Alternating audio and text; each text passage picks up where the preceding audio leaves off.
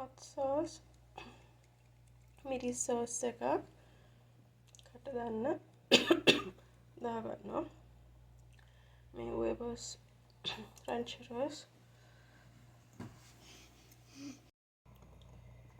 බිත්තර ඔයගොල්ලෝ කැමති ගානක් දාලා මේක වහන්න ඕන දැන්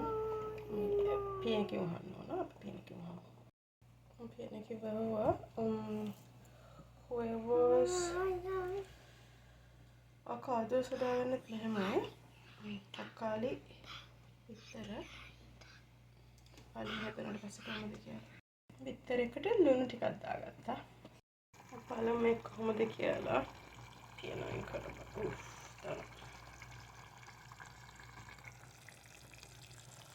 ඕකේ දැන් හැදිලා තියෙන්නේ අපි ලිප වහගමු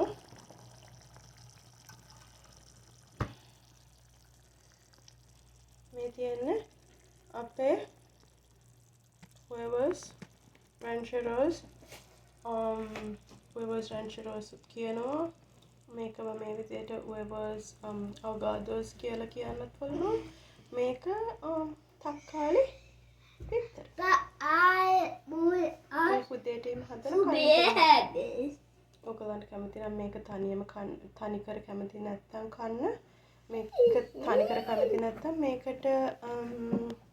දාන්න පුළුවන් මේකත් එක්කලා පාන් ගාගෙන කන්න පුළුවන් මේක බත් එකත් එක්ක කන්න පුළුවන් ඒ වුණාට නිකන් උනත් කැමති නම් එහෙම උනත් ආහාරයට ගන්න පුළුවන් හොඳින් ඉන්න ජයශ්‍රී